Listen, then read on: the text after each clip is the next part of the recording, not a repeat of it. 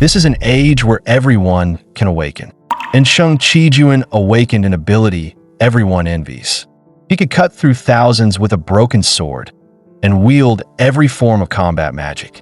A century ago, demon towers began appearing across the world. Countless demons poured out, plunging humanity into endless catastrophe. Before such overwhelming power, mankind stood no chance. When extinction was imminent, the first generation of awakeners emerged. They were unstoppable. To stop the monsters from escaping the towers, they launched repeated assaults into them. That marked humanity's first victory against an invasion from another dimension. Those pioneers were called heroes, their legacy enshrined in the hero's mausoleum. In a library, Shang Qijuan eagerly flipped through records of their deeds. Mages who could cast any spell without chanting. Swordsmen who slaughtered 10,000 soldiers with nothing but a branch. Today, they are remembered as legendary awakeners. Shang Qijuan's dream was to leave behind a legend of his own, just like them. Now, the mark of the chosen had appeared on his hand, proof he believed would make him an awakener, just like the heroes. Yet misfortune struck again. This year was his third qualification exam, and failing once more would end his chances forever. Fate seemed cruel. The entire class celebrated their success. Only Shang Qijuan stared at the rejection notice on his phone. A heavy gloom wrapped around him, tears welling at the corners of his eyes. Senior, we're heading to the enrollment celebration. You, the disgrace of awakeners, can stay and clean the classroom. At least you're good for taking out the trash. Was he truly destined to never awaken? Was this the gap between dreams and reality? The mark on his hand felt more like a scar, burning with quiet pain. Just then, a classmate burst in. Hurry to the school gate. It turned out that Hai Chi, a classmate from 3 years ago, had returned as an A-rank awakener for an interview. He spoke confidently before the reporters, even expressing understanding about Shang Qijuan's tardiness. He went on about how much he had helped Shang Qijuan in the past. In truth, he couldn't even remember Shang Qijuan's name, only recalling it after a companion reminded him. In truth, there had never been any so-called help between them, only punches and kicks. Shang Qijuan was never treated like a person, and even his money was taken. Yet today, Hai Chi actually demanded that Shang Qijuan join the interview shoot. For what reason? Shang Qijuan wanted nothing to do with his filming. He refused to be Hai Chi's background prop. Just as he was about to leave the ridiculous shoot, Hai Chi draped an arm over his shoulder. Your qualification exam failed again. Huh? What's the harm in wasting one more day of your life? Shang Qijuan recalled the pain from 3 years ago. Without realizing it, he endured it once more in silence. Forcing a smile, he cooperated with the interview, saying things against his heart. I'm very grateful to Hai Chi. Once the interview ended, no one would remember Shang Qijuan's name anyway. At that moment, he finally understood. No matter how vile you are, as long as you hold power, everyone will stand by your side. Just then, Hai Chi approached Shang Qijuan with his 2 companions. They invited him to go to the hero's mausoleum that night. If Shang Qijuan agreed, Hai Chi would request the association to grant him a makeup exam. Hai Chi claimed he was doing this purely to boost his own visibility. As for the details, they would talk after arriving. Shang Qijuan remained suspicious. He despised them deeply, but he had no choice. This was his only chance. This time it had to work. It turned out that the final stop of Hai Chi's shoot was also the hero's mausoleum. After the filming ended and everyone else left, Hai Chi walked alone into the depths of the mausoleum. Did you find the entrance? His 2 companions were already digging for the tomb's true access point.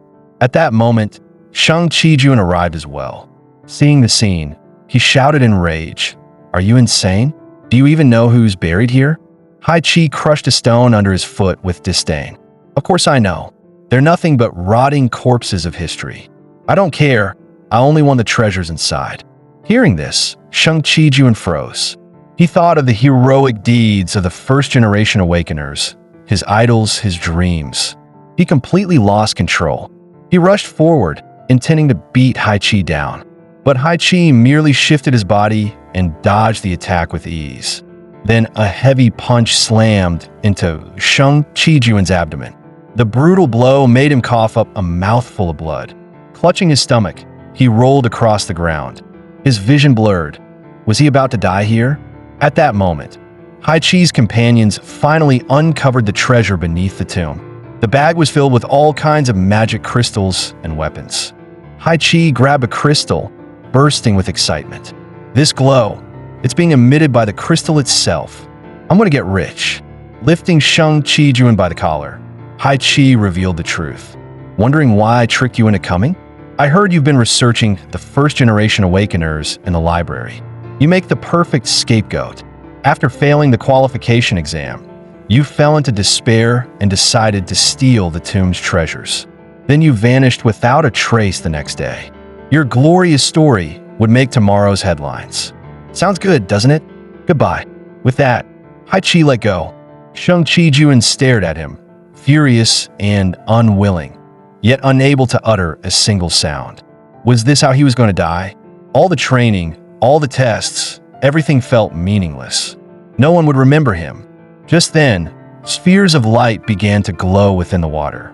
When Shang Chijuan opened his eyes, the lights slowly condensed into human figures. They were the lingering spirits of the first-generation awakeners. Each represented the pinnacle of a different domain. At the same time, the mark on Shang Chijuan's hand began to shine. Even they realized that the mark was of the void attribute, one that could not awaken any skills. From another perspective, the mark could manifest powers far beyond anything he had ever imagined. You may choose one of us and form a contract: archery, magic, swordsmanship, martial arts. Whomever you choose, you will gain overwhelming power.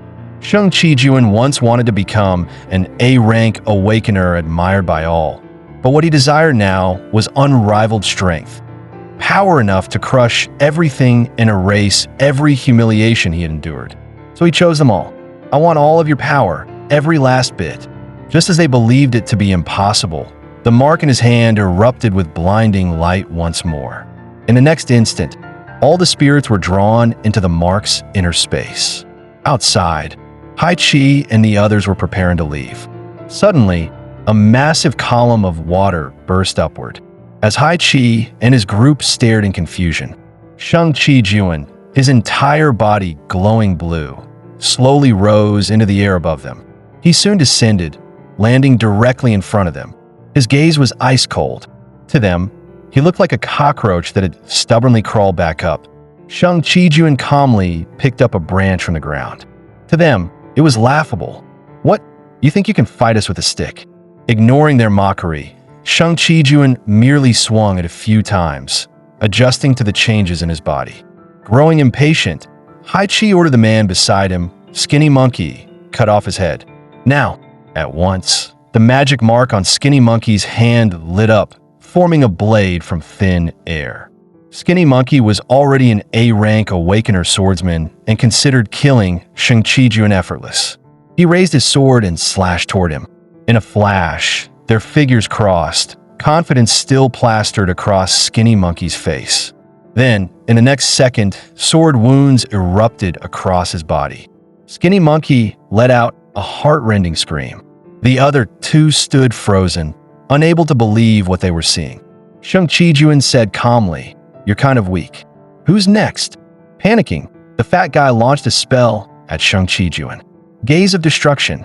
Shang Chijuan simply raised a single finger. Golden light gathered at his fingertip. A bolt of golden lightning struck the fat guy's position directly. How is this possible? He didn't chant a single spell. When the smoke cleared, the fat guy lay on the ground, lifeless. Impossible using a branch as a sword, casting magic without incantations. Hai Chi recalled the legendary swordsman who slaughtered 10,000 with nothing but a branch, and those who wielded truth-based magic, able to cast any spell without chanting. Stories like these had long been dismissed as mere legends. Yet now, those legends were unfolding right before his eyes, leaving him unable to accept reality. What he didn't know was that the 106 heroic spirits of the first-generation Awakeners now resided within Shang Qijuan. Shang Qijuan spoke coldly. By day, you trampled my dignity and left behind your legend. But tonight, you will witness the birth of my myth. He looked at the changes in his body, stunned, feeling power surge through him. The heroes he once revered now existed within his mark's inner space. From their expressions, they seemed quite satisfied with the environment. Yet every gaze fixed on Shang Qijuan was predatory, as if they wanted to devour him. The first to step forward was the swordsman Shang Qijuan knew best, Katsuragi Rairo, the one who had once cut through an army of tens of thousands of monsters with a single branch. Didn't expect anyone to still remember me, Katsuragi Rairo said. Kid, what do you plan to do? Shang Qijuan misunderstood at first, thinking he meant Hai Chi. Katsuragi Rairo didn't even glance at Hai Chi. Him? He's trash. I'm talking about the thing behind him. Only then did Shang Qijuan notice that something was wrong. Behind Hai Chi, the bundle of treasures was emitting an eerie glow. Shang Qijuan rushed forward, trying to check what was happening. Hai Chi mistook his move as hostile and panicked, conjuring a weapon in midair. Shang Qijuan raised his arm and threw a punch. Hai Chi's body spiraled out of control and was sent flying dozens of meters away. Get out of the way. Dark, malevolent energy began to pour out of the bundle. In an instant, a massive surge of power erupted. An invisible pressure enveloped the surroundings. What is that thing? A gigantic monster emerged, its entire body radiating pure malice that struck fear into the soul. Behind it, Hai Chi struggled to his feet, trembling as he stared in horror. A demon? Why is there a demon here? This was one of the bosses from the Demon Towers, sealed within the tomb by the first-generation Awakeners, and now released. Some demons survive through concealment and dormancy, and this one was known as the embodiment of void. A black sphere covered entirely in eyes, sprouting countless tentacles. Danger level beyond S rank, a walking catastrophe. It continuously emitted toxic miasma, capable of wiping out all life within several kilometers. In that era, such demons were common. But for this age, it was an unbearable calamity. Hai Chi trembled violently, a single thought filling his mind. He couldn't die here. He turned and fled. Shang Qijuan immediately shouted for him to stop. Creatures like this prioritized moving targets. But it was already too late. Every eye on a monster locked on a Hai Chi as a tentacle shot out, piercing straight toward him. Hai Chi raised his sword to block, but it was completely useless. The sound of a blade snapping rang out as the tentacle pierced his chest. Countless smaller tendrils spread across his body, draining his life force. In the next instant, his flesh was completely consumed, leaving behind a shriveled husk. Shang Qijuan said coldly, I warned you. It's just a shame you didn't live to witness my myth. At that moment, an explosion erupted in the city center. A hellhound with 3 heads appeared out of thin air, rampaging through the streets. Just then, a man stepped forward to face the beast. The surrounding crowd burst into cheers. It's fine. It's the S-rank Awakener, Kesha. The next second, the hellhound launched its attack. Kesha merely leapt lightly into the air. He then slammed a punch straight into the ground. The hellhound was obliterated in a single blow. Does anyone know where Hai Chi is? As Kesha reached for his phone, an overwhelming pressure suddenly descended. Turning around, he realized the pressure blanketed the entire city. Everyone at the scene except him was forced to the ground, unable to move. There was no doubt about it. Even an S-rank Awakener couldn't resist it. This was at least an S-rank plus monster. And the source of that pressure was none other than the hero's cemetery. Elsewhere, Lee Ichiro stepped forward and draped an arm around Shang Qijuan. So, you're still not ready to hand your body over to me? This isn't something you can handle at your current level. At the same time, other voices echoed within Shang Qijuan, the heroic spirits arguing fiercely over control of his body. Shang Qijuan said calmly, Is this what you want? I can lend my body to all of you. But I have one condition. Show me just how strong you really are. One day, I will surpass every single one of you." The heroic spirits were stunned by his words. Lee Ichiro sighed helplessly.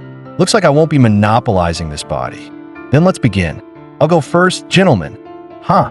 With a single sword strike, the monster's tentacles were severed into countless pieces. At the same time, the branch of his hand snapped in two. The monster counterattacked immediately. Shang Qijun switched heroic spirits and sidestepped the blow.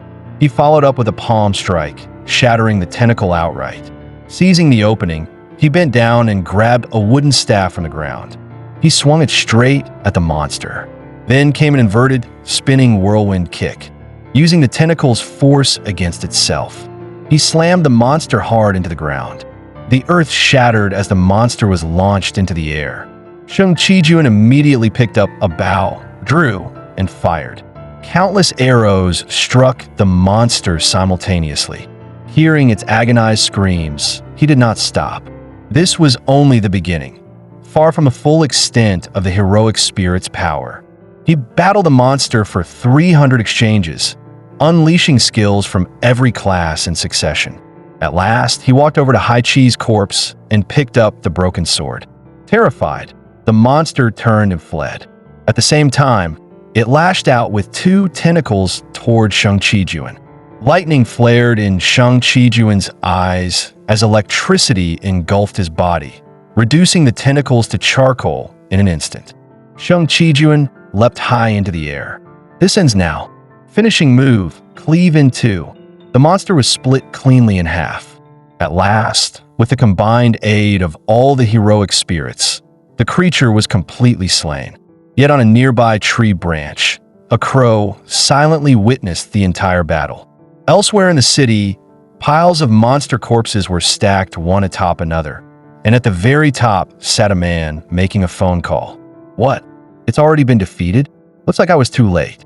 Do we know who killed it?" According to the intel relayed by the crow, it was a student from the training academy. Hearing this, the man's interest was immediately piqued. "I want to meet him." He was none other than the strongest awakener in the world, Qin Yuan. Back at the training academy, the entire student body was still shaken by the pressure from the previous night. Some students even bragged shamelessly, "You know what? I was the one who killed that monster." Naturally, no one believed such claims. It had been 10 full years since a new S-rank awakener had appeared, yet rumors now claimed the monster was slain by a student from their academy. Meanwhile, the true protagonist of the story staggered past them.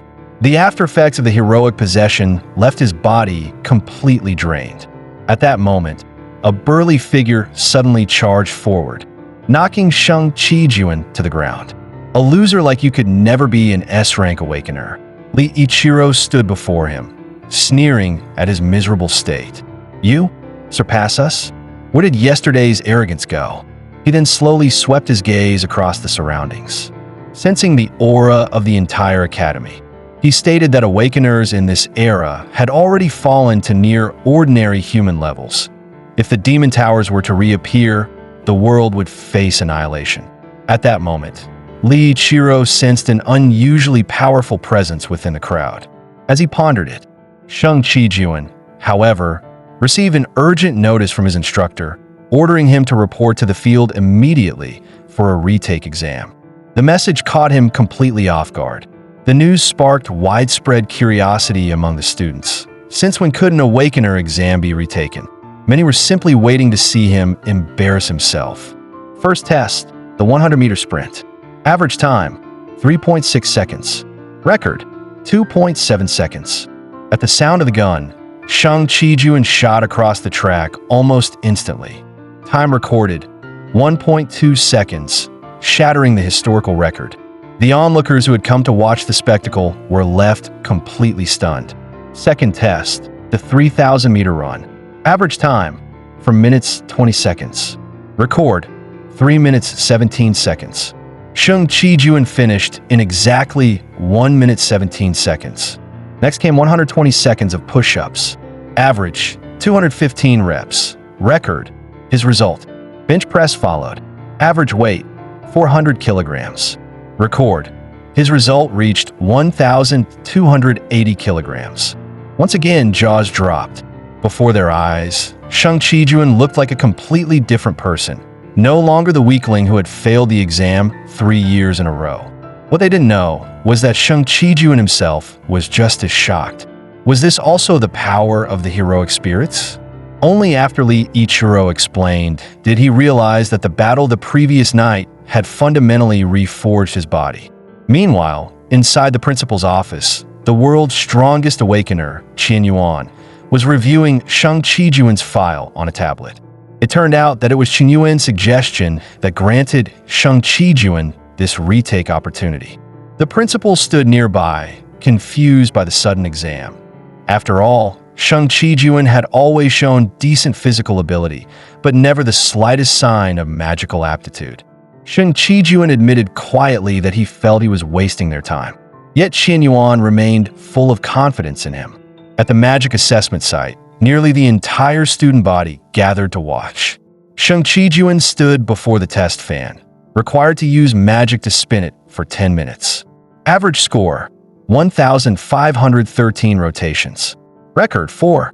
For the past 3 years, no matter how hard he tried, he had never been able to draw out even a trace of magic, let alone make the fan move. At that moment, Shang Qijun could clearly feel magic surrounding him, constantly flowing into his body, and he seemed able to regulate its intake and release through his breathing. He then gathered the magic into his palm and slowly infused it. The fan began to turn, moving as naturally as his own limbs, completely under his control. As his magic output increased, the fan's speed surged and the counter started ticking wildly. A powerful gust formed on the field, throwing the entire area into chaos. The next second, the massive fan exploded. The rapidly spinning blades tore free from the base and shot outward. Carrying terrifying momentum, they flew straight toward the academic building. Their target, the principal's office. A thunderous explosion followed. When the smoke cleared, one of the blades was firmly lodged in the middle of the building. The principal had already been scared into foaming at the mouth, collapsing unconscious. Only Qian Yuan and his secretary remained seated calmly. It seems I found someone who can grow to the same heights as me. How exciting! Ha ha ha! On the field, Shang Qijun stared at himself in disbelief. Did he really do this? The examiner hurriedly announced that Shang Qijun had passed the test and officially become an awakener. The students erupted in cheers, thrilled to witness a historic moment. Shang Qijun had finally passed the exam. 3 years of effort had not been in vain. The first step toward his dream was complete. Li Ichiro spoke as if he had expected this all along. After last night's battle, your latent potential has been awakened. The bearer of the void mark could never be ordinary. We've waited a full century. You might be the one who can fulfill our wish.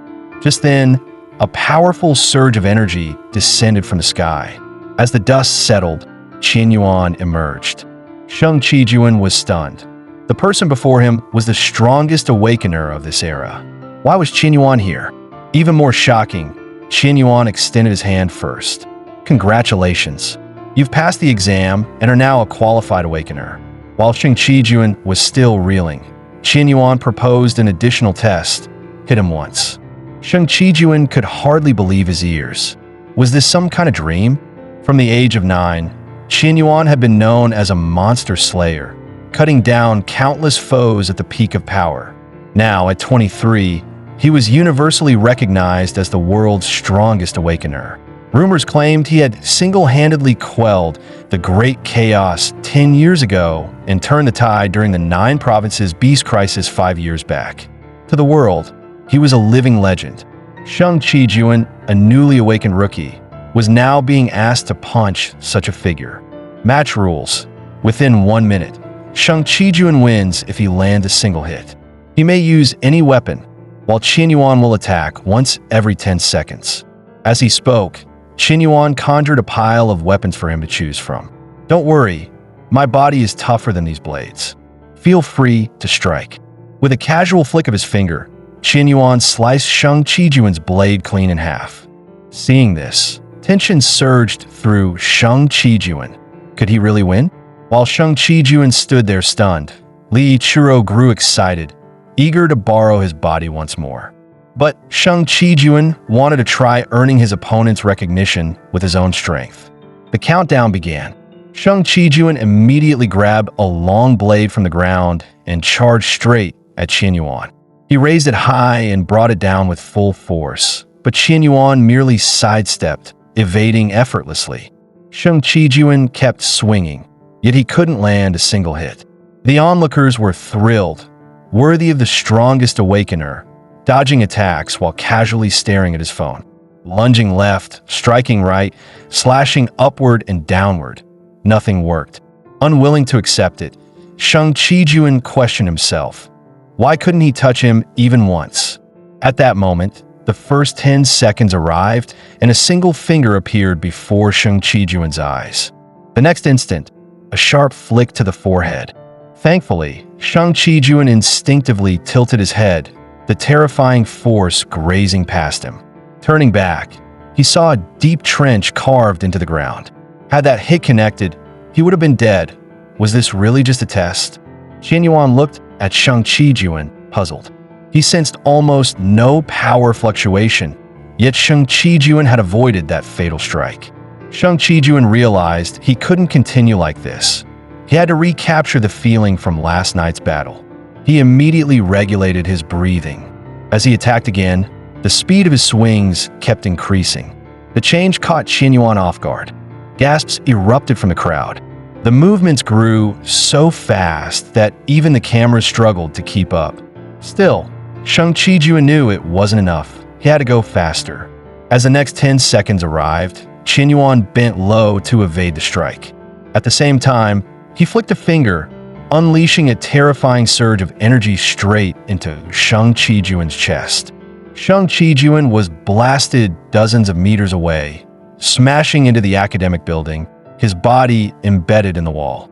He coughed up a mouthful of blood, yet excitement flashed in his eyes. Perfect. His opponent was the strongest awakener. In the past, he would have died instantly.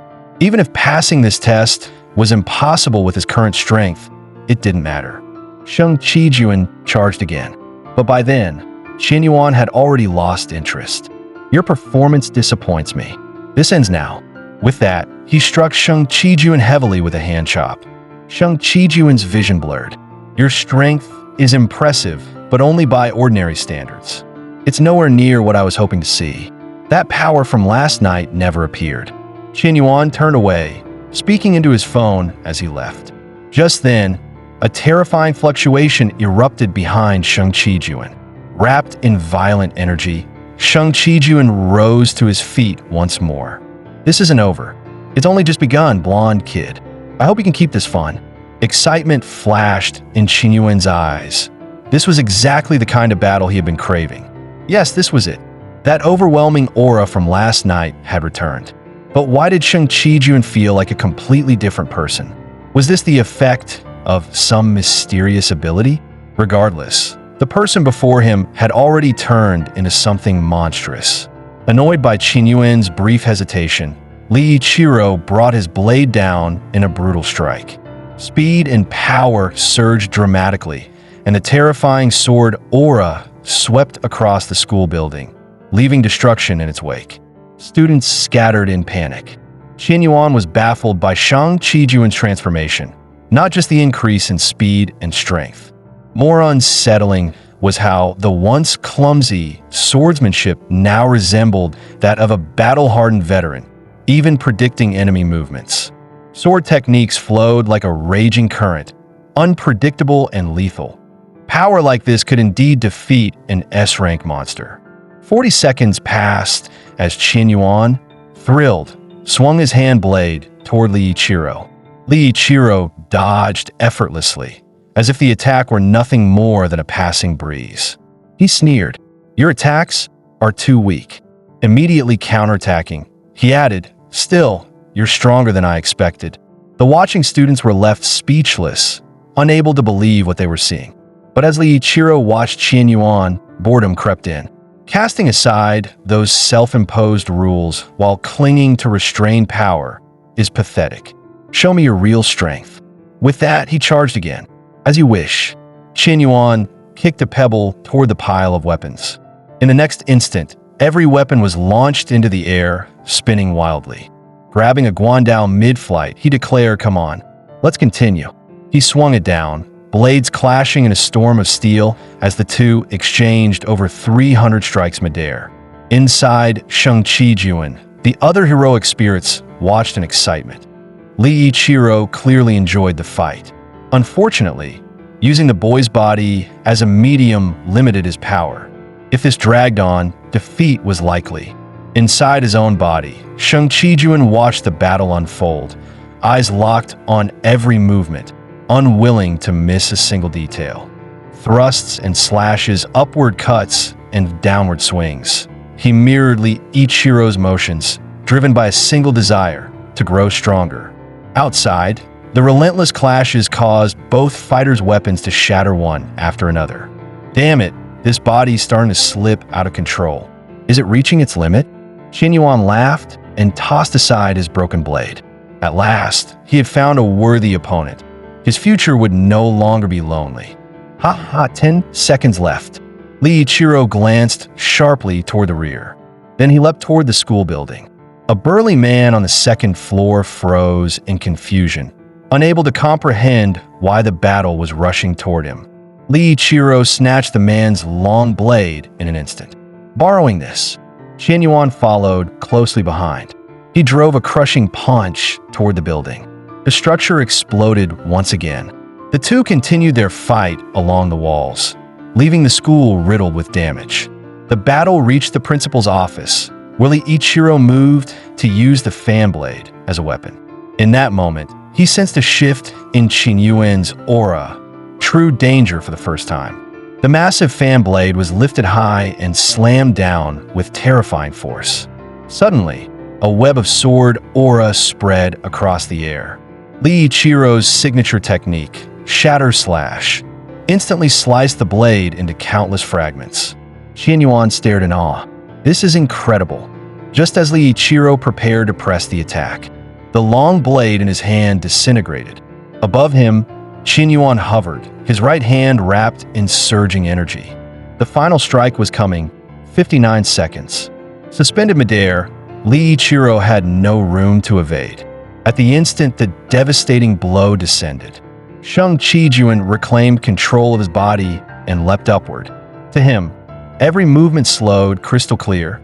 His palm brushed lightly across Qin Yuan's hand. The lethal attack veered off course. Both Li Ichiro and Qin Yuan stared in disbelief. The price was steep.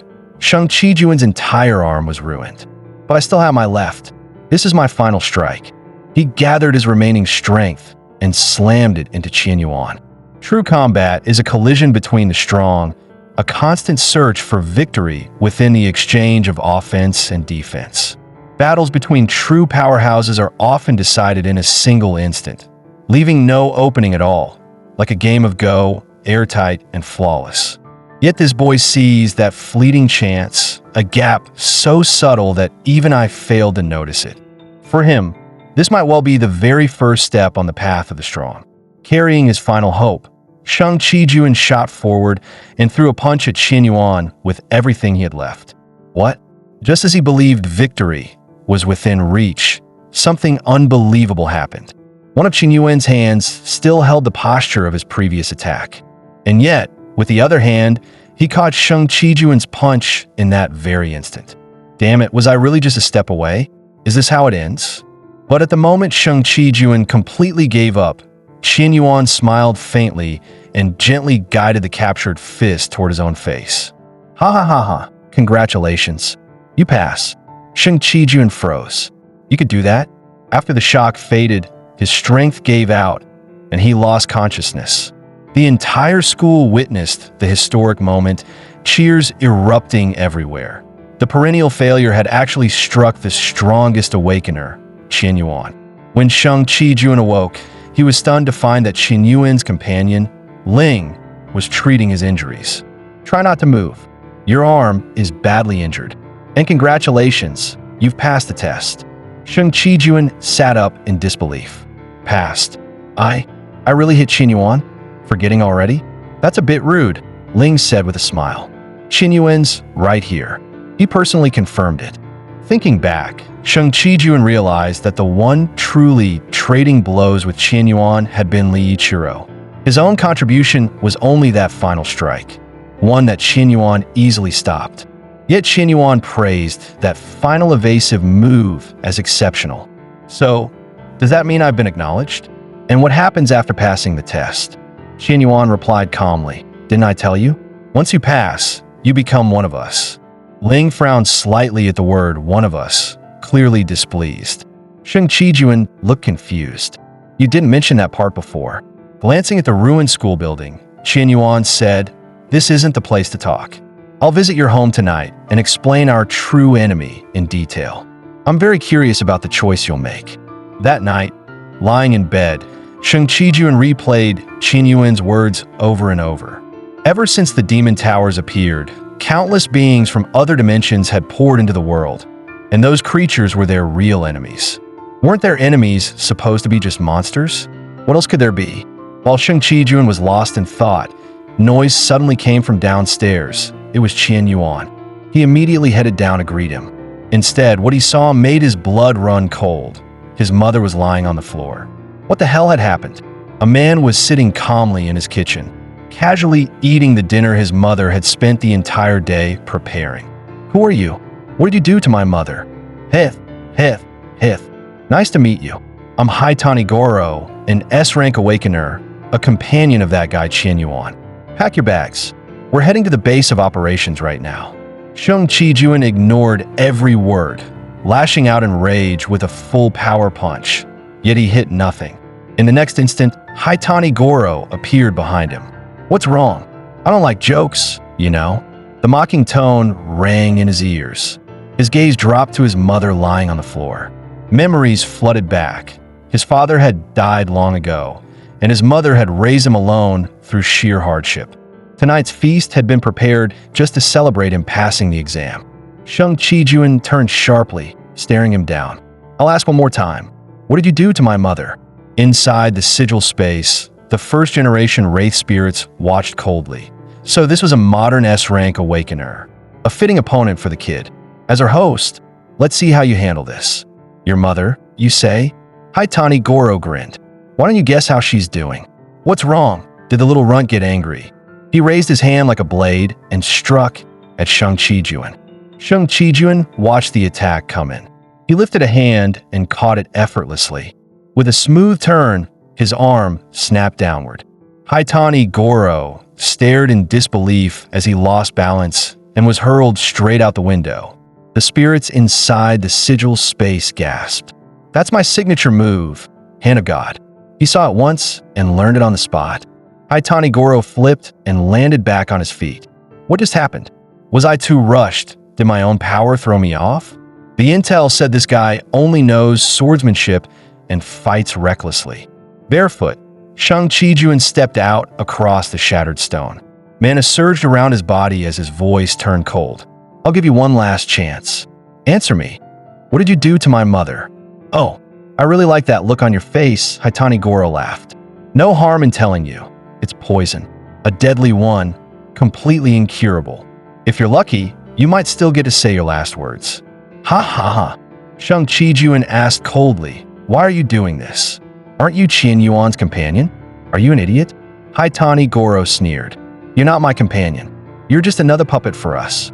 People as naive as you always have obvious weaknesses. Hey. Before the words faded, Shang Qijun's foot was stomped into place. In the next instant, Haitani Goro threw a punch straight at his face. Shang Qijun managed to pull back in time, but a shallow gash still tore across his cheek. Dark poison spread rapidly from the wound. Haitani Goro's fingernails had been coated with an extreme toxin known as fantasy heavy poison. Within 1 minute, it would invade the entire body, beyond saving even by legends. Want the antidote? There's only one condition: join the organization. Otherwise, die. Shang Qijun spoke calmly to the sigil space. King of Apothecaries, Valentin, can you tell me the method to neutralize it later? After receiving a confident reply, he no longer cared about the poison in his body. The strongest ancestors in this world resided within him, each having reached the peak of their respective paths. Compared to that, this opponent inspired no fear at all. Seeing Shang Chi-Juan remain so composed, without the slightest dread of death, Haitani Goro erupted in rage. "I'll show you true fear. This strike won't even let you die properly." Shang Chi-Juan sidestepped, and the tree behind him withered instantly. Under Shang Chi-Juan's relentless combo, Haitani Goro was forced back again and again. Pushed to the brink, Haitani Goro clasped his hands together and unleashed his final trump card at Shang Chi-Juan. The attack meant nothing to him. Shang Chi-Juan shattered it with ease. Shang Chi-Juan drove a heavy blow straight into Haitani Goro's abdomen. He followed up with a ferocious dragon claw, unleashing a relentless barrage of attacks. Then came a brutal yank, ripping him clean off the ground. With an upward toss, Haitani Goro was hurled violently into the air. Shang Chi-Juan raised a finger as crackling energy gathered at his fingertips. Truth magic die. Haitani Goro stared in disbelief. Why? Why isn't my poison affecting him at all? In the next instant, a blinding light erupted in the sky. Every Wraith spirit witnessed the miracle with their own eyes. Did you all see that? The kid was only possessed by us once, and he already mastered our skills.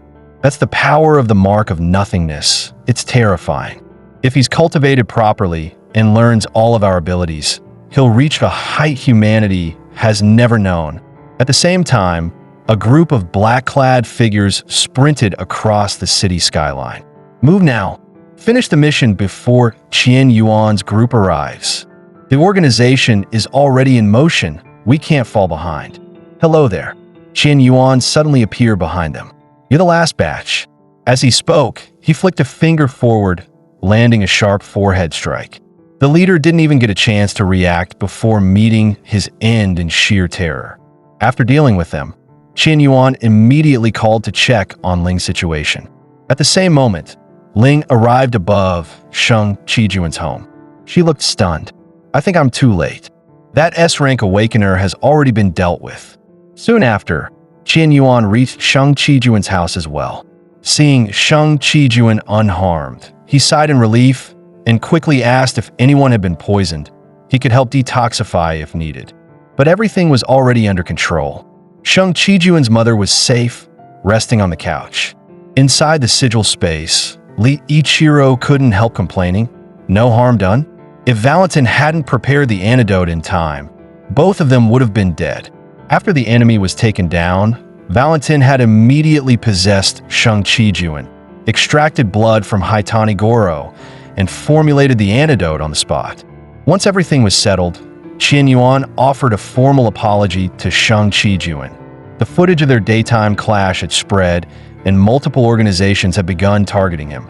Qian Yuan arrived late because he had been dealing with the aftermath of those organizations. The S-rank awakener lying on the ground was never his companion. He had only tried to use Qian Yuan's name to take Shang Chi-Juan away. At that moment, Ling suddenly appeared, reporting that the mission was complete. The buildings destroyed during the battle were already restored, as if nothing had happened. Let's go inside and talk about something important, Qian Yuan said. Your future choices. Qian Yuan began persuading Shang Chi-Juan's mother, hoping Shang Chi-Juan would become his companion and train under his guidance. Shang Chi-Juan, however, was filled with excitement. Becoming the companion of the strongest awakener meant he was one step closer to his dream. Since childhood, he had worked toward it relentlessly, never wavering no matter how badly he was hurt. I can't guarantee his absolute safety, Qian Yuan said solemnly, but don't you want to see how strong he can become? To reach a height comparable to heroes and fulfill his own dream. After prolonged deliberation, Shang Chi-Juan's mother finally agreed. The next day, Shang Chi-Juan packed his bags and set off. Mom, I'm leaving. Take care of yourself. I'll be back during the new year. As the words left his mouth, an overwhelming sense of reluctance surged within him, tears threatening to fall. But when he opened the lunchbox his mother had prepared on the way, he could no longer hold back, tears streaming down his face. The journey passed in silence, and soon they reached the depths of the mountains. "We're here," Qianyuan said. "This is a nationally recognized Awakener unit, the Prophecy Organization." Shang Qijuan stared at the buildings before him in awe. At the same time, a man stood by a second-floor window, looking down. Another newcomer. 5 people were gathered in the room, each holding different opinions about the arrival. 2 women appeared indifferent, while a blonde-haired man seemed genuinely pleased by the prospect of a new teammate. A red-haired man stepped closer to the window, his gaze sharp. "A companion? Then I'll personally see if he's qualified." Carrying his luggage, Shang Qijuan looked up at the base, still visibly stunned. Suddenly, a figure appeared in midair. "Take this." "Not bad, blocking that head-on. Seems you're at least somewhat interesting." With that, the attacker flipped back and landed smoothly. "Allow me to introduce myself. My name is Yin Taro, a member of the Prophecy Organization, and your cohort," he said. Shang Qijuan stared at him, completely baffled. Qianyuan stood nearby, calmly observing the unfolding fight. In the next moment, Yin Taro lunged at Shang Qijuan once again. While blocking the attack, Shang Qijuan asked, "What did you mean by cohort just now?" "You don't know yet?" Yin Taro replied. "Then I'll explain it while we fight. Let's start with how the Prophecy Unit was founded." Shang Qijuan cut in. "You're seriously going to lecture while fighting?" "Why not? It saves time." Yin Taro grinned. "By the way, what's your name?" "Shang Qijuan." "All right, Shang Qijuan." Yin Taro nodded. "Then let me begin with the basics. Do you know what Awakener's job really is? Isn't it eliminating monsters that emerge from spatial rifts?" "Correct," Yin Taro said. "But do you know what else lies beneath that? The great chaos of the 10,000 Demon Palace 10 years ago, and the Kyushu catastrophe 5 years ago. Do you know what truly caused them?" Shang Qijuan frowned. "Weren't they caused by the Great Rift?" "That's the explanation taught at the training academy," Yin Taro replied calmly. "But that's only the narrative released to the public. The truth is, those were all invasions from other dimensions. Hundreds of years ago, the sudden appearance of the Demon Tower marked the very first interdimensional invasion. Even now, the ones behind it continue probing our world, though their purpose remains unknown. The problem is that in this era, Awakeners are far weaker than during the Tower Age. Those who possess power comparable to the ancestors are exceedingly rare. To counter invasions from other dimensions, the Prophecy Organization was formed, those gifted with foresight. Whenever they foresee another disaster, the Chosen must step forward and resolve the crisis head-on. And we are the Chosen. From today onward, you're one of us. Blocking my flying kick repeatedly, you're the first among our cohort, Yin Taro said with a grin. "Welcome to the Prophecy Unit." And just like that, after a baffling battle, Shang Qijuan earned his recognition. The other members of the cohort stood on the rooftop, witnessing everything that had just transpired. Yet in the next moment, they vanished without a trace. "Looks like they won't acknowledge you unless they test you themselves." Yin Taro enthusiastically led Shang Qijuan toward the dormitory. That night, sitting on his bed, Shang Qijuan replayed Yin Taro's words from earlier in his mind. Could he truly defeat the masterminds behind the interdimensional invasions? An uneasy feeling settled in. Don't overthink it. The Wraith spirits suddenly appeared before him. Right now, there's only one thing you should do. Keep getting stronger.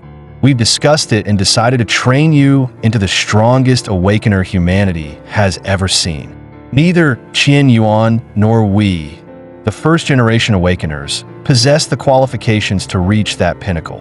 But you do, as the shared disciple of all first-generation Awakeners. Shang Qijuan looked shocked. "Before, you only wanted my body. Why the sudden change of heart?" "Because you only have one body.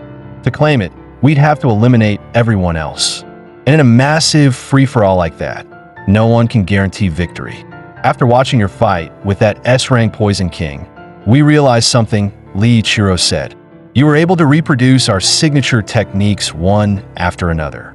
The power and precision are still lacking, but the core framework is already there.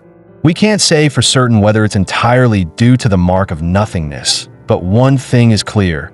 Your talent lies in an absorption capability that surpasses anyone else's. That's why we changed our minds. Compared to taking your body, cultivating you is far more interesting." Hearing Li Yichiro's words, tears silently welled up in Shang Qijuan's eyes. For 3 long years, he had been labeled as a worthless nobody, someone with no talent whatsoever. No one had ever placed any hope in him. All he received was bullying and mockery, so much so that even his name was forgotten. At one point, he truly believed his future was already over. And yet, first came Qin Yuan's recognition of his strength. Now, even the first-generation wraith spirits were telling him he possessed the potential to become the strongest awakener. Is this really possible? Is it really okay for something this happy to happen in my life? The predecessors I've always admired, placing such high expectations on me. Years of suppressed frustration finally burst forth, turning into unstoppable tears. And just like that, Shang Qijuan became the disciple of the first-generation awakeners. From Li Yichiro, he learned that within his mark of nothingness, time and space became extremely unstable, especially when he was asleep, allowing him to manipulate them far more freely than in reality. From this moment on, Shang Qijuan had to train even while sleeping, spending a full 100 hours every day inside the mark of nothingness. His path of cultivation had officially begun. "I'm counting on you, teachers." Early the next morning, he ran into Yin Taro while washing up. Seeing how drained Shang Qijuan looked, Yin Taro joked, "Rough night?" But as he took a closer look, Yin Taro suddenly froze. Shang Qijuan's aura had changed. Mana now naturally coiled around his body. In the next instant, Yin Taro launched a flying kick, yet Shang Qijuan simply bent at the waist and slipped past it with ease. "I'm hungry. I'm heading to the cafeteria," Shang Qijuan said casually before walking off. Yin Taro was left standing there in confusion. That kick was faster than yesterday, yet he dodged it even more effortlessly. Shang Qijuan arrived at the prophecy cafeteria. Yin Taro guided him to a seat across from a long-haired girl. Once Shang Qijuan saw her face clearly, he realized she was one of the observers on the rooftop the day before. She seemed openly unfriendly, completely ignoring his introduction. "Newbie, I don't plan on remembering your name," she said coldly. "If I acknowledge you, I'll call you by it. I've just received a prophecy mission. If you got the guts, come with me." Throughout humanity's long history, an ancient prophetic tome known as the Book of Destruction was once discovered by chance, the earliest prophecy book ever found. Though the handwriting looked childish, the book meticulously recorded major disasters the world would face over the next 80 years. Any prophecy that came true would bring catastrophic destruction. In 1945, when humanity ventured deep into Antarctica, the mysterious book resurfaced beneath 3,000 meters of ice. When explorer Bernard Russell opened its pages, the very first line appeared before his eyes. "Hello, Bernard. March 17, 1945, 11:35 a.m., clear skies. Explorer Bernard discovers the Book of Destruction." The revelation shocked the world. Humanity dared not fully trust the prophecies. The far side of the moon, a cosmic curtain, weaponized pathogens, each one hung over mankind like a sword of Damocles. To prevent these disasters, a specialized prophecy organization was established to collect and analyze every clue. Prophetic disasters were classified into 4 tiers. Tier 3, destruction of one or multiple regions. Tier 2, large-scale disasters affecting a nation or continent. Tier 1, drastic changes impacting the entire globe. Special tier, confirmed world-ending extinctions, specifically those recorded in the Book of Destruction. At the long-haired girl's invitation, Shang Qijuan and Yin Taro joined this prophecy mission. The 3-person squad quickly arrived at the target location. A medium-sized spatial rift split open in the middle of the street. As they moved forward, Kaisa urgently warned them, "This area is dangerous. All civilians must evacuate immediately." Today's prophecy is Tier 3. The rift is medium scale, Estimated at B class according to the Tier 3 prophecy book, The Yellow Poetry Collection. The rift will continue to expand. The moment she finished speaking, the rift widened violently, and several A-class werewolves emerged. Kaisa immediately assumed a combat stance and launched a punch toward the monsters. But their numbers were overwhelming, and the awakeners on site were pushed back, until only Kaisa remained, struggling to hold the line. From within the spatial rift, an even more terrifying presence began to seep out. Just as Kaisa was struggling with the situation, she saw Shang Chi-Juan, Yin Taro, and a long-haired girl walking straight toward the center of the battlefield. The long-haired girl slowly raised her hand. Supreme Alchemy, Mercury Lance. A flash of silvery light pierced through several werewolves in an instant. Yin Taro followed immediately, unleashing Flowing Shadow Cut, dropping a werewolf on the spot. The sheer power the two displayed left even Kaisa stunned. At this moment, compared to them, the S-rank Awakener Kaisa seemed almost ordinary. The malignant aura pouring out of the rift intensified rapidly. A horrifying monster was about to emerge, an above S-rank creature, the ghost-faced demon ape, rated S+. Yin Taro and the long-haired girl launched their attacks simultaneously. However, their strikes had virtually no effect. It was clear that ordinary physical attacks could hardly damage the monster. At the same time, the ghost-faced demon ape locked onto the long-haired girl and charged straight at her, just as she was about to form a mercury-based defense. Shang Chi-Juan instantly stepped in front of her. He raised his palm and blocked the monster's charge head-on.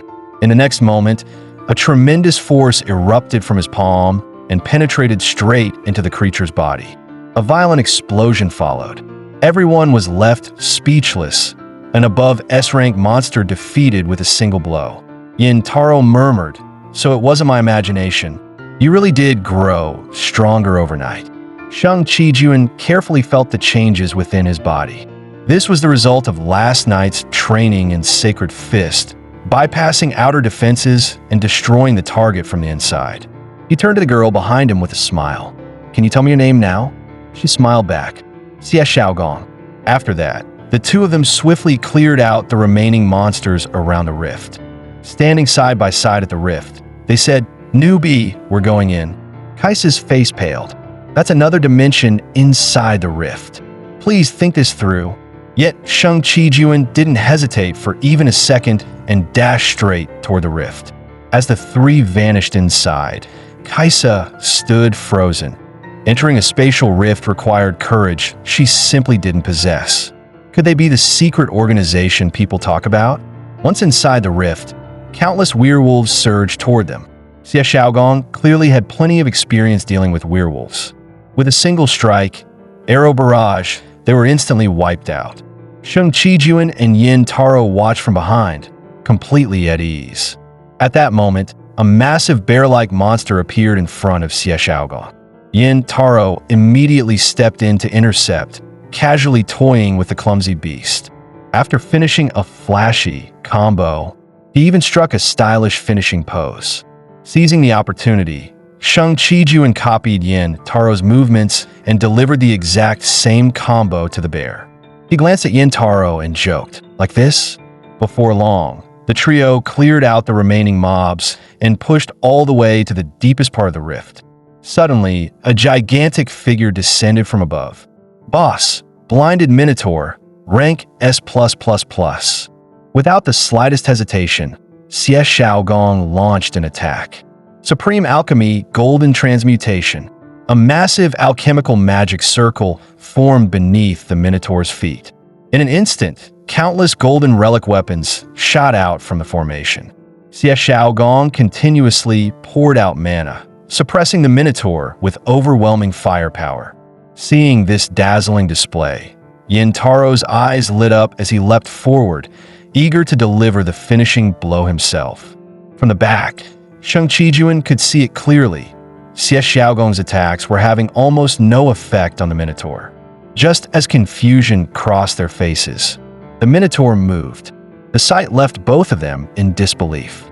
The Minotaur stood there completely unharmed. At that moment, the alchemist Kurlik manifested behind Shang Chijuan. What a shame. Such an outstanding talent.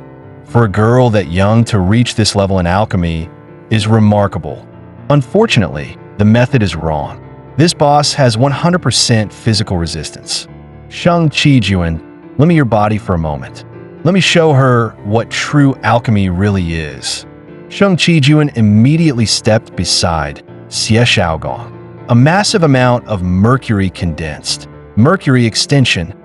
In an instant, the Minotaur's lower body was completely engulfed in mercury. Xie Shaogong stared in shock. You know alchemy too? What are you doing? Physical attacks don't work on that monster. Foolish child, your alchemy is still far too immature. Matter has 3 states, and only relying on solids to deal damage is short-sighted.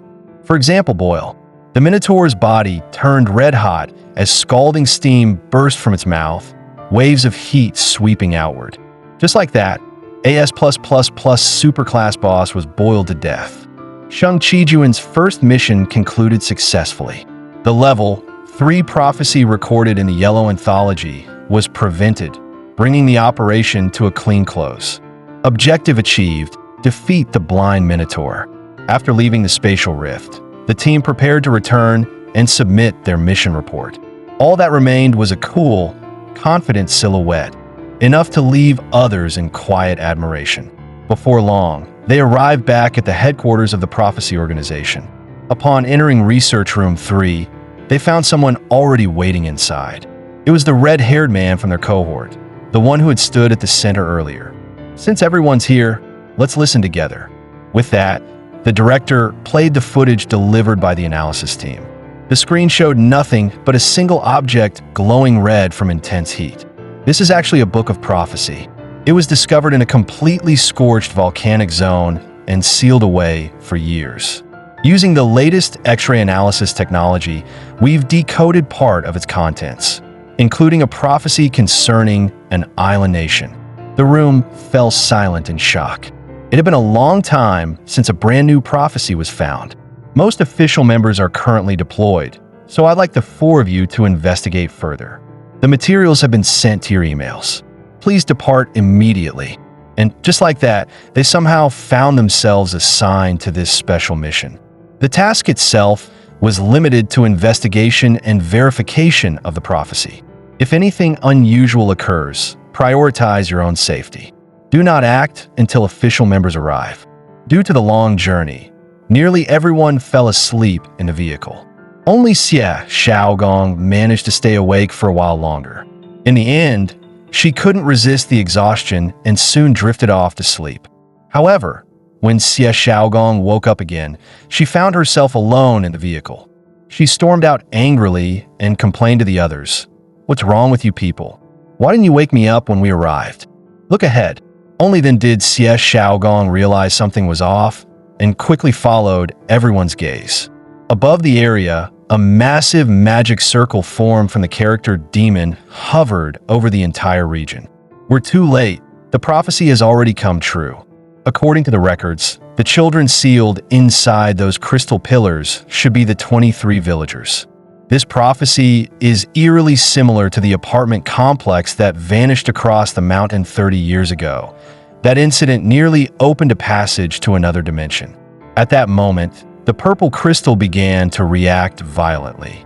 While the other 2 hesitated, unsure of what to do, the red-haired man stepped forward, declaring that he would stop it himself. It was a direct disregard for the director's earlier warning. Suddenly, an overwhelming surge of mana erupted from behind them. Yes, it was Shang Chijuan. Among true geniuses, power is the only language that matters. Shang Chijuan spoke up. "I think it's viable. We'll be the ones to stop this crisis." The other 3 hadn't expected a newcomer to say something like that. "Just don't become a burden. Follow me." With that, the red-haired man leapt down first. The newcomers quickly reached an agreement and followed. Inside the sigil space, the first-generation awakeners observed the situation and murmured, "This aura, how nostalgic.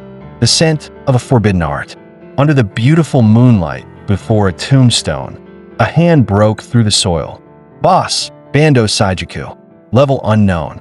Standing beneath the moon, Bando Saijuku tested his revived body. My power hasn't fully returned. The sacrifices weren't enough. At that moment, all four charged from behind, unleashing their techniques. He merely sneered. Perfect timing. My food has arrived. In the next instant, Bando Saijuku vanished from the attack range as a magic circle appeared beneath their feet. A terrifying blast engulfed the area. When the dust settled, everyone was still standing. Sensing danger, Shang Qijuan immediately warned the two in the air. Watch the magic circles under your feet. But it was too late. Countless blood-red hands surged from the ground, binding them in place. Just as Bando Saijuku believed victory was assured, Shang Qijuan struck from his flank. After a full combo, even Shang Qijuan doubted his own eyes. The enemy had blocked everything with a single finger. At that moment, the red-haired man seized the opening and unleashed his sword technique, Marigold. Blades erupted from every direction, converging on Bando Saijuku. Unfortunately, he evaded them with ease. You didn't really think this could defeat me, did you?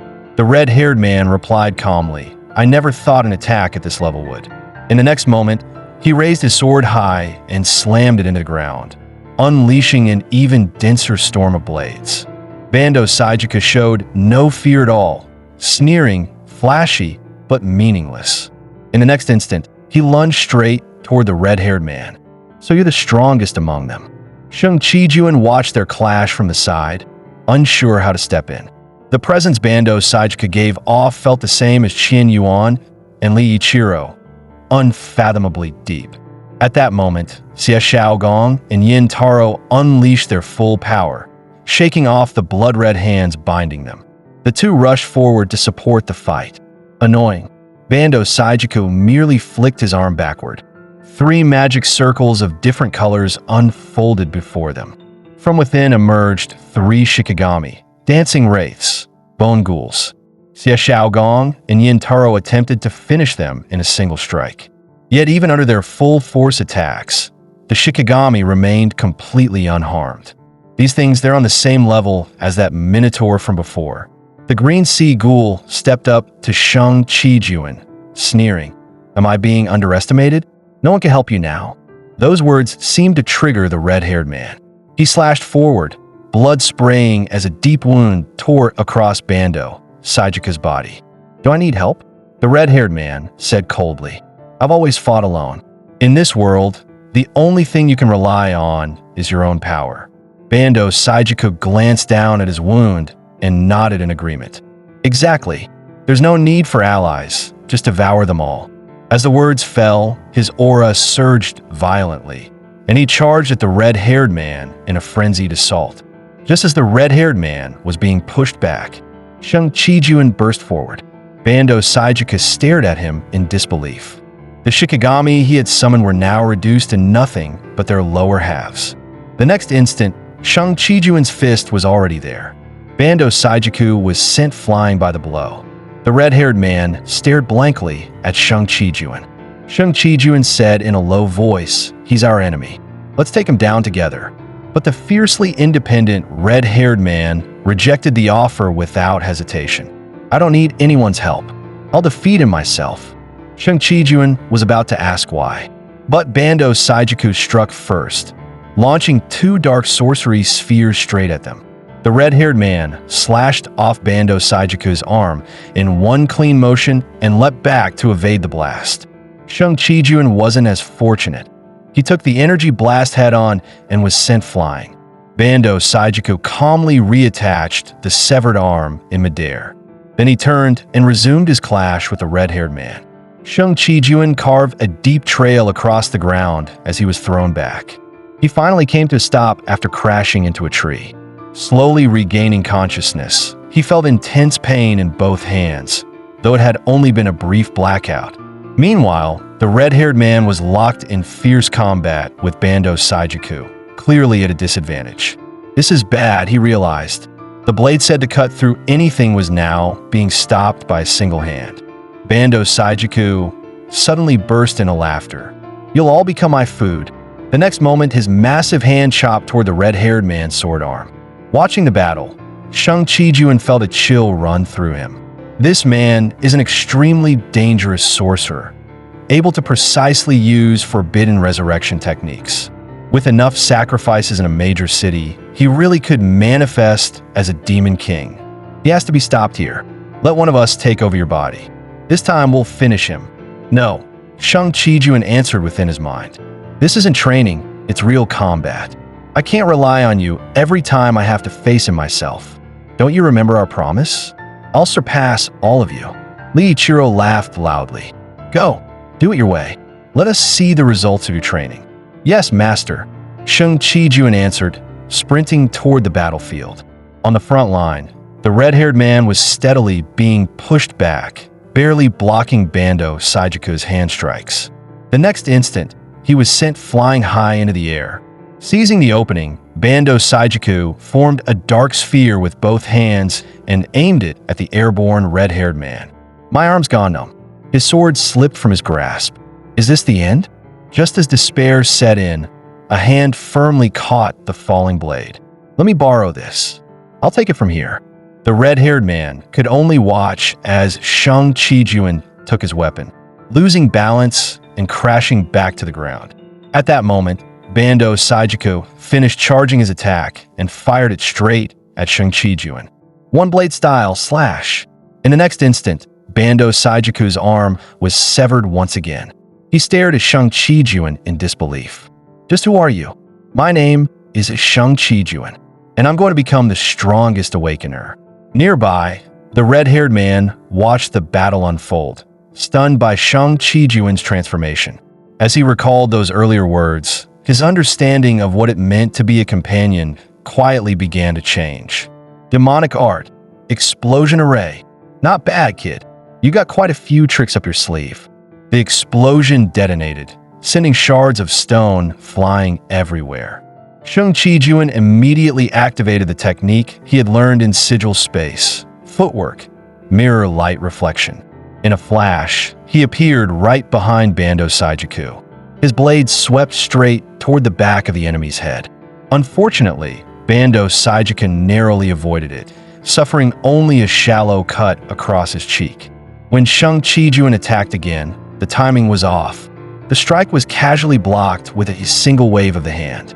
In the next instant, a massive magic circle formed beneath his feet.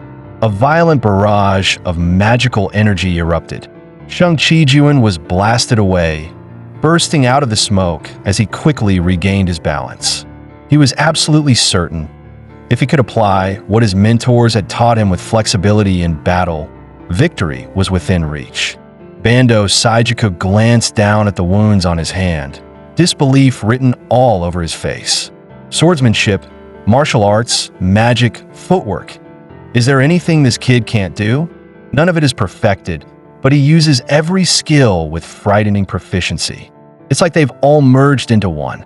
Even the heroic spirits were staring in shock, completely unprepared for how fast the kid had grown. Still, this won't be enough to defeat a demonic spellcaster. In that case, let's have some real fun. Forbidden art. The entire area was engulfed in flames in the very next second. Xie Shaogong sensed danger coming from above. As he leapt away, a gigantic skeletal hand slammed down. Everyone looked up in shock. A colossal skeleton had suddenly appeared before them. Bando Saijuku stood atop its skull, hands pressed together, a crazed grin on his face. I've had plenty of fun. Let's end this here. In the next moment, the enormous skeletal hand came crashing down toward Shang Qijun. Seeing this, the wraith spirits shouted desperately for him to run. Is it still not enough?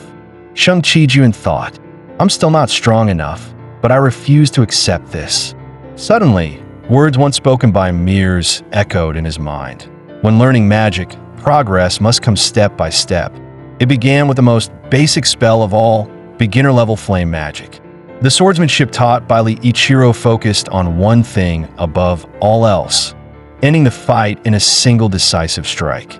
In the instant the blade was swung, all hesitation and fear had to be cast aside. At that moment, Shang Qijuan felt the magical flames taught by mirrors burning in his left hand, while the sword techniques passed down by Li Ichiro flowed through his right. Slowly, he brought both together. In the next second, a miracle occurred. The long blade in his grip burst into roaring flames. Both mirrors and Li Ichiro stared in utter disbelief. Shang Qijuan raised the blazing blade and declared, "Go to hell, Bando Saijuku." The strike came down, flames erupting. The fiery slash cleaved Bando Saijuku in two. Even as his body was split apart, Bando Saijuku could only stare in shock. Within sigil space, the blade wraith erupted with excitement. So that's how it works? This is fascinating. Shang Qijuan's true anomaly lies in his ability to use skills from every system and switch between them at will. Now he's even able to activate two abilities at once, fuse them together, and create a skill of his own, which means his potential doesn't end here. After hearing the analysis, Li Ichiro smiled from the bottom of his heart. Your future is full of possibilities. Back on the battlefield, Shang Qijuan had exhausted every last ounce of strength and was on the verge of collapsing. He thought the battle was over, but then bubbles of blood began to rise from Bando Saijuku's severed body.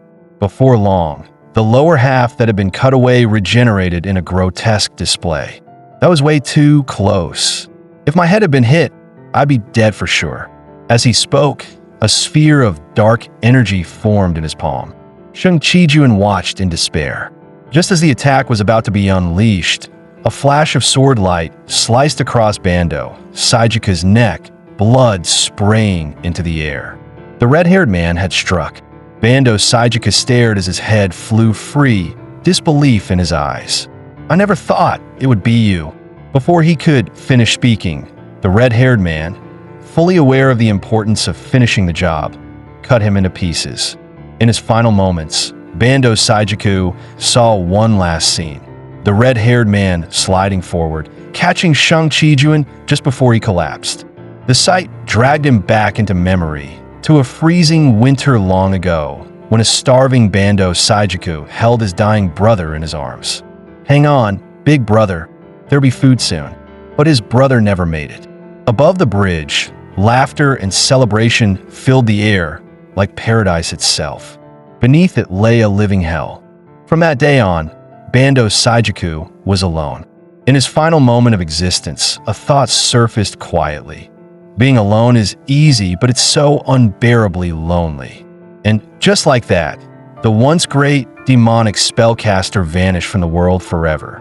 Only then did Yintaro and Xie Shaogong rush over, urgently checking on Shang Qijuan's condition. Thank goodness, everyone's still alive. At that moment, something went terribly wrong. The barrier in the sky began to fracture. Once it collapses from within, the released energy will be enough to swallow the entire town. With Shang Qijuan already unconscious, the remaining three immediately took combat stances, preparing to unleash their strongest attacks the instant the barrier shattered, hoping to counter the impending impact. Suddenly, Shang Qijuan's body moved. He raised the long blade high, power rapidly gathering. In truth, it was Li Ichiro taking control of his body once again. Well done, Shang Qijuan. I'll take it from here. In the next second, the barrier completely collapsed, and a terrifying surge of energy rushed toward the four of them. At the same time, not far outside the barrier, three men were racing toward the scene. The instant they saw the barrier fully shatter, all three came to a halt. Looks like we're too late. Just then, a column of blue energy erupted straight into the sky. Li Ichiro's all-out strike tore straight through the violent energy released by the barrier. The three men stared in disbelief. What an unbelievable sword strike. The newcomers were the official reinforcement team, led by the captain of the prophecy unit's Su Fong team, codenamed Su Fong Adept. Meanwhile, high above Peru, Qin Yuan was seated on an airplane, speaking on the phone. An unidentified prophecy broken by a rookie? That's seriously impressive. On the other end of the call was the very same Su Fong team captain who had gone to provide support, Su Fongchen. He now stood before a headless giant dragon, clearly having just finished a battle. The final classification is level 2. But in terms of potential danger, I'd say it was effectively a level 1 prophecy. After hearing this, Qian Yuan couldn't help but smile. Even in places we can't see, everyone is growing quietly. And the one who contributed the most to this prophecy mission was Shang Qijuan, who joined less than 2 days ago. I heard you were the one who brought him in, the voice asked. So who exactly is he? Qian Yuan smiled faintly. The one who will bring all prophecies to an end. He might be it. The existence we've been waiting for. The Sufang team captain sounded genuinely surprised. You really think that highly of him? He paused, then added, if you don't mind, why not go see for yourself? Hurry back already. I'm honestly bored over here, the voice joked. Without you, there's no way to decide a winner. Qian Yuan burst out laughing. Just then, an untimely voice came through the headset. Target acquired. Directly ahead of the aircraft, a massive silhouette emerged. The super-level prophecy shadow of the setting sun caused a contamination unknown. In the next instant, the monster's eyes snapped open. An overwhelming pressure blanketed the entire sky. Yet Qian Yuan remained calm, continuing the call. Chung, I've got work to do on my end. As he spoke, a blue, spiraling sphere of energy formed at his hand, his signature technique, Divine Cyclone. The scene shifted. Shang Qijuan woke from unconsciousness to find himself lying in a hospital bed. From the nearby staff, he learned that this was the prophecy unit's infirmary and that he had been out for several days. Before he could fully process it, he noticed the red-haired man sitting quietly across from him. You didn't just sit here the whole time, did you? Shang Qijuan asked. Where are Yin Taro and Xie Xiaogong? The red-haired man explained that ever since returning from the mission, the two had stayed in the training room, clearly dissatisfied with their own performance. Then he finally asked the question weighing on his mind. Just who are you? Whether it was killing that giant monster or dispersing the barrier's explosion, your power was overwhelming. You've been here less than 2 days and already defeated a level 3 prophecy, and even one with level 1 potential. And the sheer variety of your skills, especially that final fusion, I've never heard of anything like it. He lowered his voice. What am I supposed to do? It was obvious how desperately he wanted to grow stronger. At that moment, the infirmary doors were thrown open as the Sufang team captain stormed in. The red-haired man stared in shock. Brother? Why are you here? The captain ignored him completely, walking straight past and stopping in front of Shang Qijuan's bed. Just as Shang Qijuan was processing the fact that this man was the red-haired man's brother, a flash of blade light cut through the air. The captain suddenly attacked. Shang Qijuan reacted instantly, leaping up and landing on the ceiling behind him. His expression hardened. What are you doing? That's not an attack an ordinary trainee could dodge, the captain said coldly. You pass. Shang Qijuan stood there, completely bewildered. The captain finally introduced himself. I'm Su Fangsheng, captain of the Sufang team of the prophecy unit. Shang Qijuan, based on your outstanding performance, I'm authorizing you to temporarily join my squad. Shang Qijuan was still struggling to process what he'd just heard. Meanwhile, the red-haired man was struck speechless.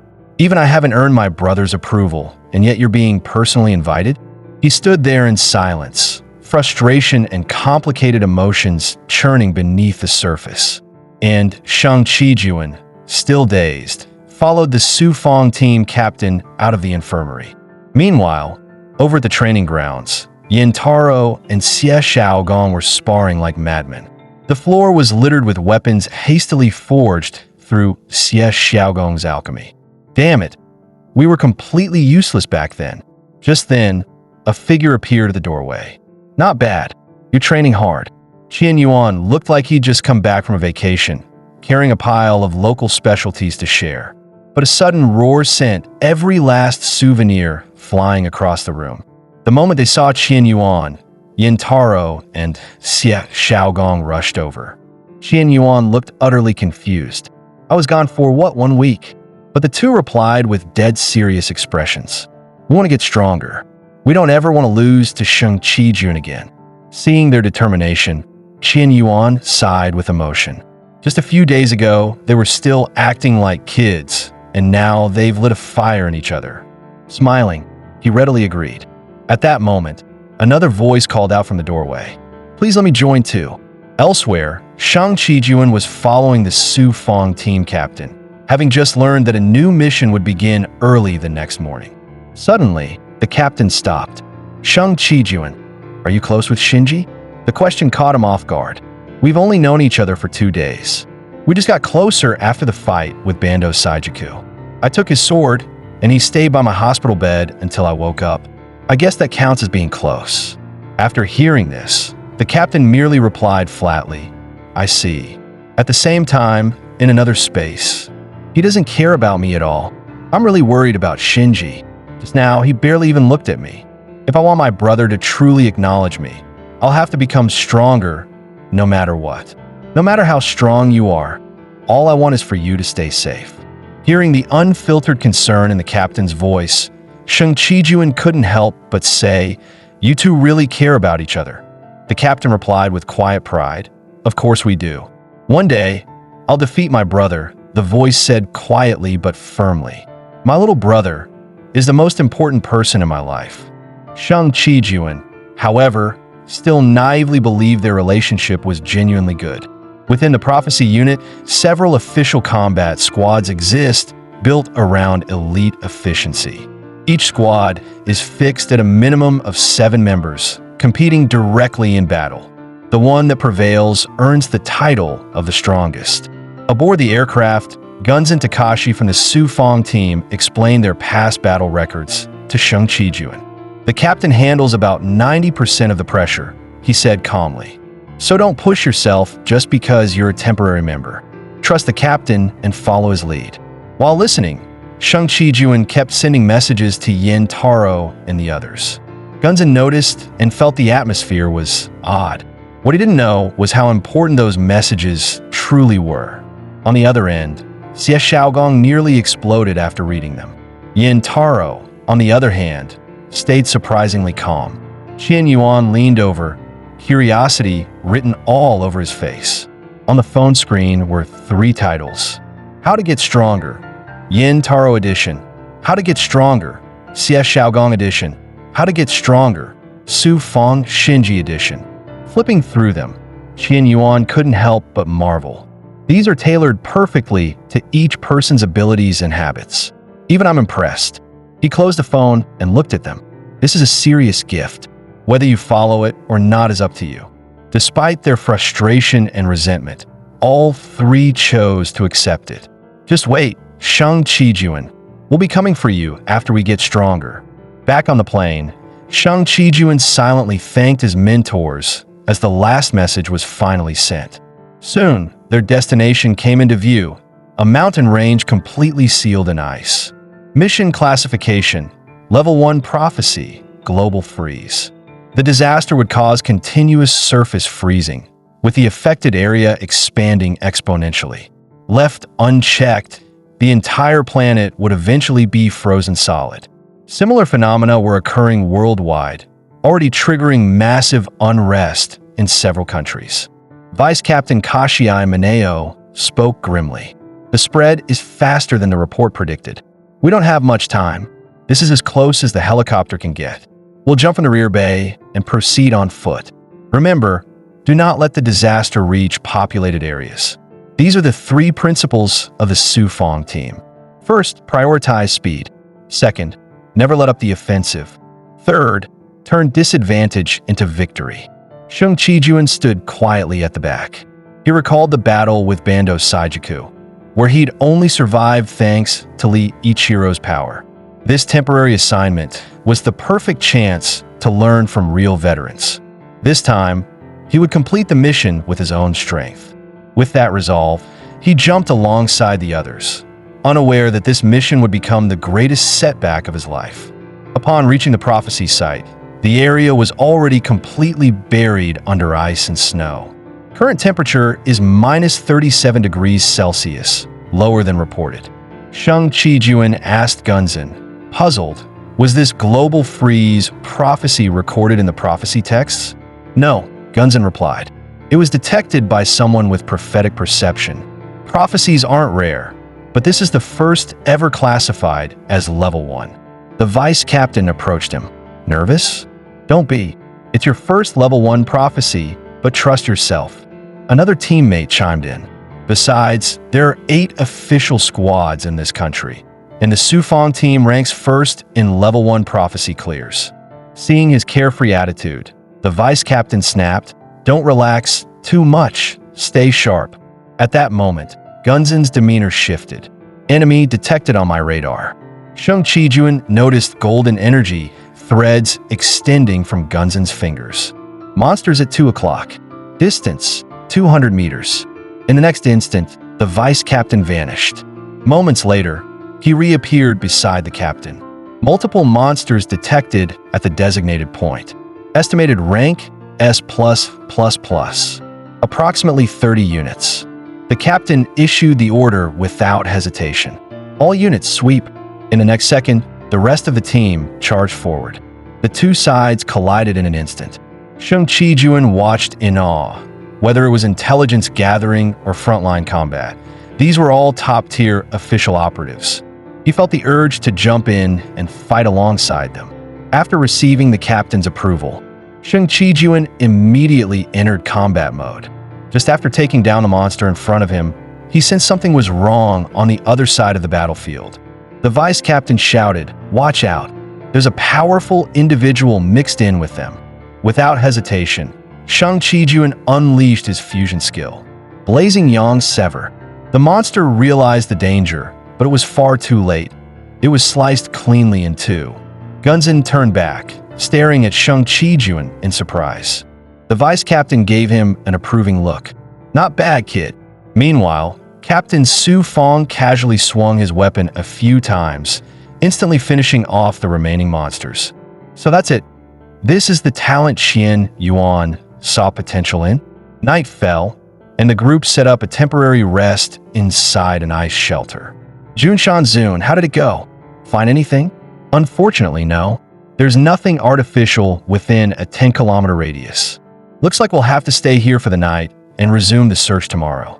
At that moment, Shang Qijuan sat alone by the campfire outside, hoping to see if he could master a new fusion technique. One hand was wrapped in lightning power, the other condensed water element power, as he tried to merge the two. Just then, a voice came from behind. "You're really obsessed with training, huh?" It nearly made him jump.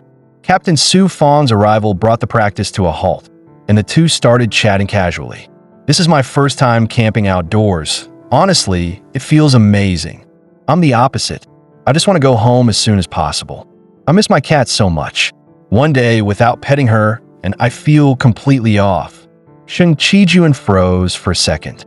He never expected someone as formidable as Captain Su Fong to be a hardcore cat lover. Once cats came up, Captain Su Fong seemed like a different person, pulling out his phone and sitting down beside him. He began introducing his cat. "Her name is Mantu. She trashes the house every day, super tsundere, and rarely lets me hold her. Kind of like Shinji. Cute, right? Being around her just puts you at ease. If only things with Shinji could be like that too. I grew up as an only child, so I don't really understand the bond between siblings. If he's Shinji's younger brother, why not just care about him more? Spending time together is how brothers build that connection." The words made Captain Su Fong pause for a moment. "You're right. It's such a simple thing. Hard to believe I never realized it." Just then, the vice captain came over. "Why are you two still here? Get some rest. We'll need to get up early to finish the mission tomorrow." And so, the night passed quietly. At the same time, at the foot of the snowy mountain, a mysterious man walked alone across the snow. He was spotted by nearby security personnel. "This mountain is extremely dangerous right now. Go any further and you'll die. Are you an awakener? Are you here on a mission?" The man replied calmly, "I am here to complete a mission, but not to stop the prophecy. I'm here to make it come true." In his hand was a blue book of prophecy. Just like that, a mysterious awakener entered the same mountain. Meanwhile, atop the frozen peaks, Shang Qijuan was inside sigil space, receiving guidance from his mentors. Nearly 2 hours had passed, Yet the target still hadn't surfaced. His clothes were soaked with sweat. Block out the noise. Focus. Thinking of how strong the Su Fong squad was, he only wanted to grow stronger. I did it. After an entire night of training, he finally landed the shot. The next morning, the team set out again to continue searching for the boss. Today, the mission had to be completed, guided by Jun Shanzun's ability. They quickly located a large number of monsters. Although they dealt with them smoothly, an uneasy feeling lingered. Suddenly, Jun Shanzun sensed a massive surge of energy rapidly approaching. It was very likely the boss. In the next instant, a gigantic humanoid monster appeared before Shang Qijuan. Boss, the mysterious Karlma, level unknown. The Su Fong squad moved immediately. Jun Shanzun wrapped the boss's arms tightly with golden threads. The vice captain slashed hard at the monster's ankle. The rest of the team followed up, unleashing their own skills on the boss. When the barrage ended, the boss remained completely unharmed. At that moment, Shang Qijuan leapt high into the air. He unleashed his strongest fusion technique, Blazing Sun Sever. To his disbelief, the attack had no effect at all. The next instant, a brutal counterstrike from the boss sent him flying. Shang Qijuan, are you okay? That thing's insane. I almost thought you were done. Everyone fall back. I'll take it from here. The team withdrew at once, and Jun Shanzun quickly pulled Shang Qijuan out of the fight. On the battlefield, only Captain Su Fong remained standing before the boss. The boss raised both long blades and swung ferociously at him. When the dust settled, Captain Su Fong stood unharmed, staring coldly at his opponent. You are strong. Unfortunately for you, you ran into me. In a single strike, the boss's arms were severed. Captain Su Fong continued, if possible, I want my teammates to gain experience fighting enemies like you. At his signal, the Su Fong squad launched a renewed assault. Captain Su Fong planted his stance as flames surged skyward, fire instantly engulfing the area. After the flash, the boss was cleaved in two. Shang Qijuan stared in shock. That move looks like my flame sword, but it's on a completely different level. Is this Captain Su Fong's true strength? Regrettably, this is where it ends. Captain Su Fong followed up with another strike, cutting the boss cleanly in half. The team burst into cheers. We won, but in the very next second, one of Captain Su Fong's arms vanished into thin air. They spun around to see a perfectly round hole torn through the barrier behind them. At the same time, an identical hole appeared straight through Jun Shanzun's chest. Shang Qijuan stared in horror as other teammates were struck as well, collapsing one after another. What the hell was happening? He rushed forward, trying to catch Jun Shanzun before he fell. With his last bit of strength, Jun Shanzun shoved him away. In the next instant, the unknown attack pierced Jun Shanzun once more. How is this possible? Damn it, there's nothing on the radar. Captain, the enemy's position is... Before the sentence could finish, his body went cold, blood staining the snow. The assault didn't stop. More teammates fell. Damn it, how could this happen? Everyone, stay low and get behind cover. This is a skill-based attack. Looking at the lifeless bodies scattered across the ground, Captain Su Fong's expression darkened. Compared to this rage, the pain of losing an arm meant nothing. Even the barrier couldn't block it. This had to be the enemy's erasure effect. Anything it touched was wiped out. Judging from the attack vectors, the enemy was right there. Yet the moment Captain Su Fong moved away, the boss, Karlma, which had been cut in half, began to regenerate. The vice captain forced himself to stand tall. I'll handle this thing. Meanwhile, Shang Qijuan knelt on the ground, completely devoid of fighting spirit. Staring at his fallen comrades, he pleaded, Valanta, King of Healers, please can you heal them? I'm sorry. No skill, no matter how powerful, can bring the dead back to life. Please, there has to be another way. Seeing his condition, Li Ichiro knew immediately he could no longer fight. In the next instant, Li Ichiro took control of Shang Qijuan's body, and the aura around him changed completely. Captain Su Fong sprinted at full speed in a single direction, rapidly analyzing the situation. Jun Shanzun's radar covers a 3-kilometer radius, meaning the enemy has to be outside that range. My arm and Jun Shanzun were hit by the same strike at the same time, which means the enemy was positioned along a single straight line. Pushing his speed to the limit, he soon spotted the target ahead. A mysterious man stood quietly in the snow, hands in his pockets. The moment Captain Su Fong recalled his fallen teammates, rage surged. "I won't let you get away with this." A massive wave of fire roared toward the mysterious man. A black sphere materialized, and both the slash and the flames were instantly erased. The man spoke calmly. "I didn't expect you to find me this fast." As expected of the strongest Captain Su Fong. "If your left arm were still intact, this would be troublesome, but now die." The dark orbs around him detonated simultaneously, rushing forward. Captain Su Fong swung his sword upward, blasting snow into the air and blinding the enemy's vision. In the next instant, he appeared behind the man. "The one who's going to die is you." He brought his blade down toward the man's neck without hesitation. Instead, the sword shattered, and his body was struck head-on by a dark orb. The man sneered. "You let your guard down, Captain Su Fong. Looks like I'm one step closer to success." He kicked Captain Su Fong directly in the wounded area. "How boring." Captain Su Fong answered coldly, "Is that so?" In the next second, he slammed the sword's hilt straight into the man's chest. "When you sniped us earlier, your attack stopped right after activation," he said. "A skill that erases almost everything can't be fired endlessly. You're burning through an enormous amount of energy." The man countered calmly, "Do you really think so? Even if your guess is right, your disadvantage hasn't changed." Captain Su Fong answered without hesitation. "A disadvantage? The Su Fong squad has never feared that. We only grow stronger the harder the fight gets." As he spoke, blazing flames erupted around his body. The bleeding from his severed arm was instantly cauterized by the fire. He roared, "Crimson Dragon God Emperor, Sky Flame Annihilation. Don't underestimate the Su Fong squad." The man's expression shifted in shock. "You're burning your own life force? Fine, let's do this." At the same time, the vice captain stared at Shang Chi-juan, sensing something deeply unsettling. Shang Chi-juan slowly rose to his feet, gazing into the distance. "The enemy is over there." In the next instant, he dashed past the vice captain at blinding speed. With a single kick, the newly regenerated boss, Karlma, shattered apart. At that moment, the one controlling the body was Layson. The vice captain could only stare in disbelief.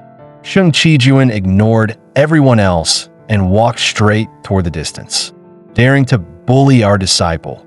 We'll take it from here." On the other battlefield, the clash intensified. Captain Su Fong raised his sword high, unleashing slashes as streams of flaming sword energy tore through the air. The man ducked just in time. The blade light grazed over his head and smashed into a stone pillar behind him. "This is bad," he thought. "Even if I erase the flame slashes with dark orbs, they reform the moment they pass through.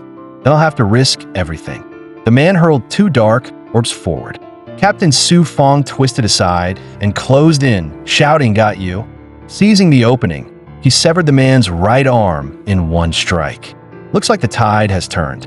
The man laughed instead of raging. "Oh, you really think so?" In the next instant, he smashed a heavy blow straight into Captain Su Fong's wound. Blood sprayed, and the pain nearly knocked Captain Su Fong unconscious. The man sneered, "Do you still think the tide has turned? Don't forget the hole in your abdomen. Losing an arm doesn't hurt my combat power much, so this ends with your defeat. In fact, your failure was inevitable from the very beginning." As he spoke, he pulled out a book of prophecy. "This book proves it." Captain Su Fong stared at it in shock. "How do you have a book of prophecy?" The man explained calmly, "If there are organizations that exist to stop and destroy prophecies, then there must also be those who want prophecies to come true. I am one of the Book of Silence, 12 apostles, 12 of dusk, the one here to fulfill this prophecy." Captain Su Fong frowned in confusion. "Why would you want to bring about a prophecy of destruction?" 12 of dusk shot back. "Even if I told you, would you really stop trying to prevent it?" The instant 12 let his guard down, Captain Su Fong exploded forward, unleashing a lethal strike. The blade flashed past 12's neck, blood spraying into the air. Watching his enemy collapse, Captain Su Fong said quietly, "Looks like I won." Yet despite the fatal wound, 12 began to laugh. "Let's end the game here." As he spoke, he pulled a small vial from his pocket. The moment it was opened, a blinding light engulfed 12 completely. The golden glare was so intense that Captain Su Fong couldn't see what was happening. Then, in the next instant, a fist slammed straight toward him. Captain Su Fong was sent flying by the blow. 12 stood before him completely unharmed, his severed, burned right arm fully restored. Captain Su Fong whispered in disbelief, "Impossible." 12 replied calmly, "This is a relic, a priceless treasure left behind from the Tower era. If my opponent weren't you, I wouldn't have wasted it." With that, 12 charged again. Captain Su Fong swung his sword again and again, but against a fully restored 12, the attacks posed no threat. 12 unleashed a storm of punches. "This ends now." He followed up by slamming another kick directly into Captain Su Fong's wound. Captain Su Fong lost all ability to resist, collapsing onto the snow. 12 looked down at him. "So you've finally fallen." Inside, Captain Su Fong screamed, "No, I can't fall yet. I haven't seen my family. My little brother, that narcissistic Qian Yuan, my closest comrades. There's still so much left undone. And Mantu, my precious Mantu, I still haven't entrusted you to the person I trust most. I can't fall here." Gritting his teeth, Captain Su Fong ignited the last remnants of his life force. But the next second brought only despair. The dark orb pierced straight through the sword in his right hand, erasing even his final chance to resist. "Goodbye, Captain Su Fong." Just as 12 was about to strike, the ice mountain behind him was suddenly split in two. Shards of ice and stone exploded outward as a figure emerged from the Leifong. "You're the one who made our disciple cry. Then you'll apologize with your life." Sheng Qijuan advanced step by step, his presence overwhelming beyond measure. 12 stared at him in shock. The boy radiated an instinctive sense of danger. This demanded the optimal response. "Don't move. Take one more step, and I'll kill Captain Su Fong."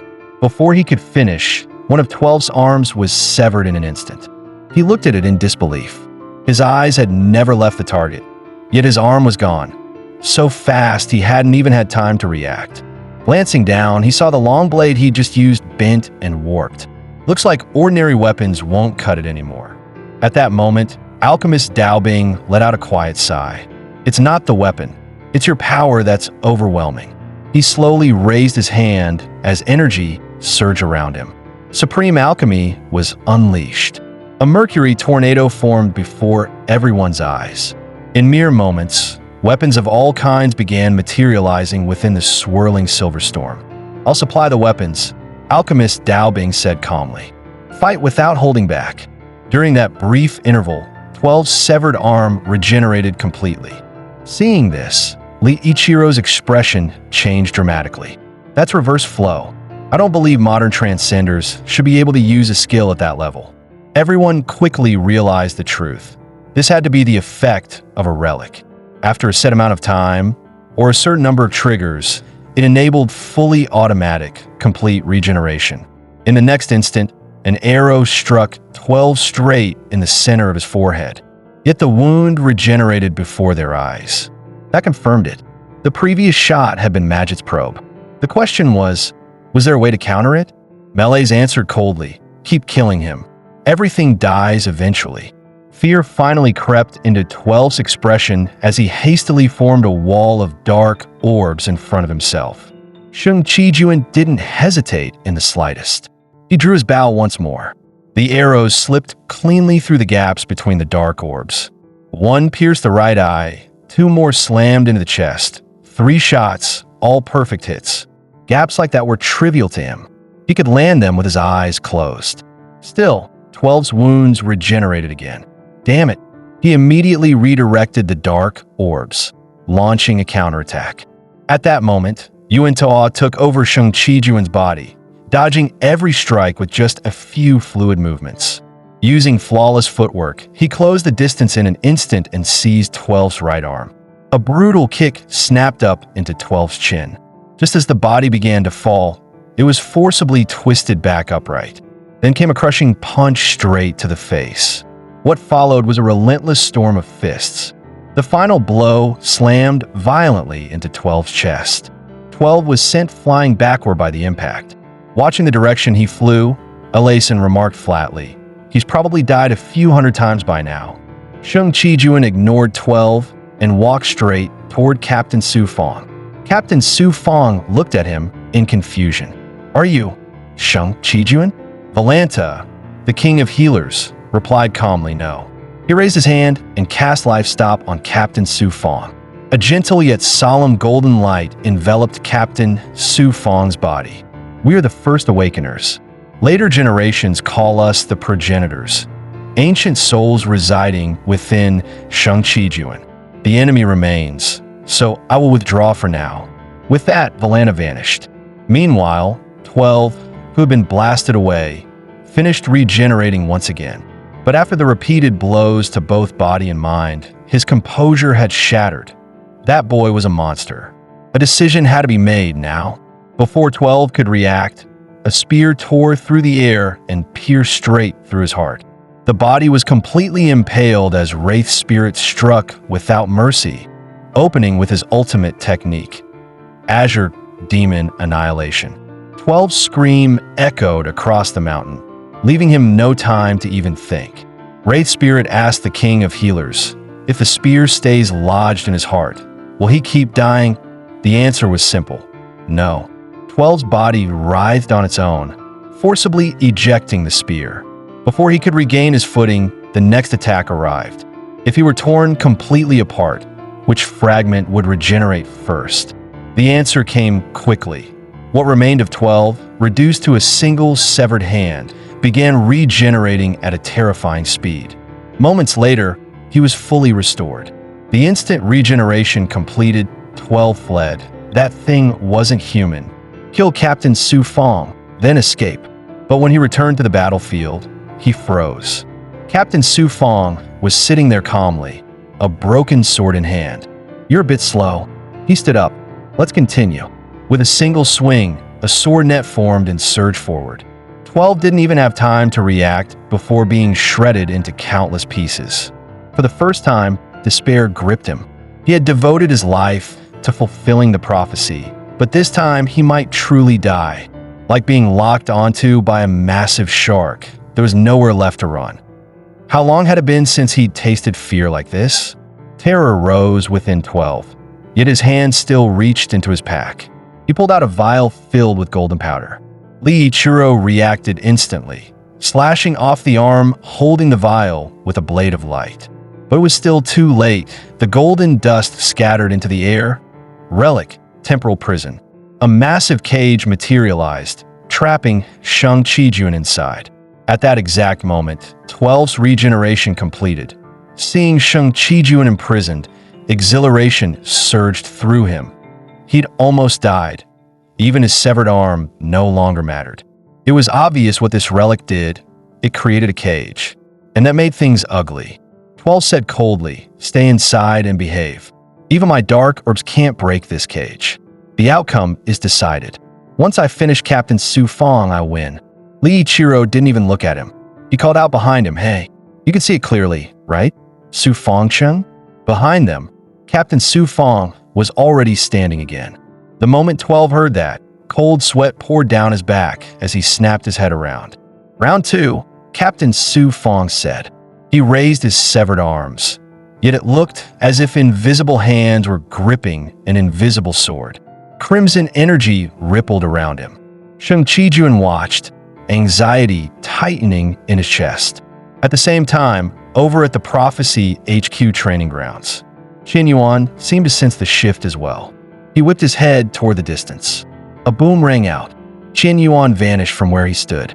All that remained was a massive crater carved into the wall.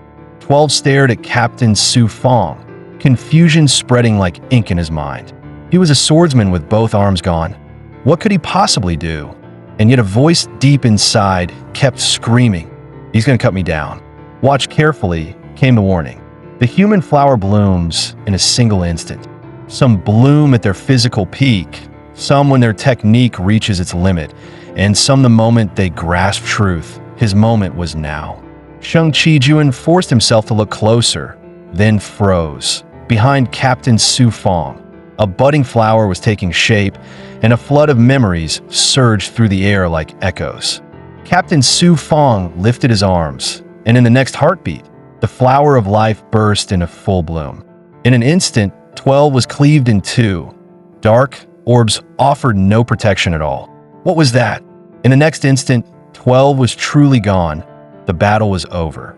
That final strike drained every last drop of Captain Su Fong's life force. He lost consciousness and collapsed. At that moment, the void mark on Shang Qijuan's right hand flared brilliantly, forging a connection with Captain Su Fong's soul. The sky felt unbearably heavy. Is this heaven? In his final moments, he reached the highest realm of sword awareness and felt content. Captain Su Fong slowly closed his eyes. Images of his family surfaced. That punchable face of Qian Yuan and the comrades who had walked this road with him. He had pursued strength without pause until he reached the end. "I'm sorry, my dear brother. Please forgive me. I have to go." Just then, a figure approached. Of all people, it was you. Shang Qijuan stopped before Captain Su Fong. Smiling, he extended his right hand. Captain Su Fong's confusion softened into understanding and a gentle smile. "So that's how it is. Death isn't the end. I'll leave the rest to you."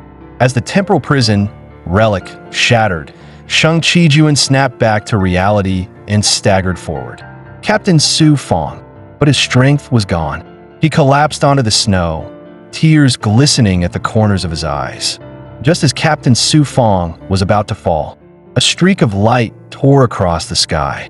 Qian Yuan came rushing in, shouting in panic, "Cheng!"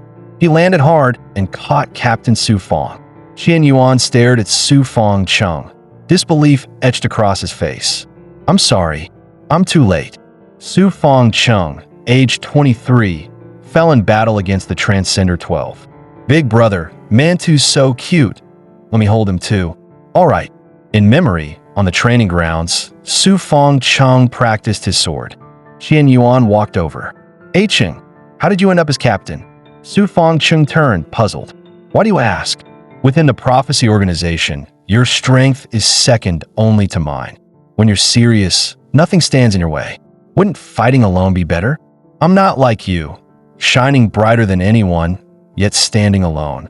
I want to be with my companions, to help them when they're hurt or fall, to give them something to lean on, so that every time they see me, they feel that our meeting itself is a kind of happiness." "Captain, Gucheng passed the Level 2 swordsmanship exam. That means I can finally be useful." Unable to hide his excitement, he rushed over to report immediately. The memory faded, pulling everything back to reality. Before arriving here, he had already seen Captain Su Fong's team. 2 of them were still alive. "Rest now. You fulfilled every duty and responsibility as captain." Qian Yuan was already in tears. A lifelong friend died in his arms. Even as the strongest transcender, what difference did it make? In the end, he couldn't save anyone. Nearby, Shang Qijuan lay motionless in the snow. Inside the sigil space, he knelt alone in a corner while the predecessors watched from afar, none of them interrupting. "It's so dark here." Of course it was.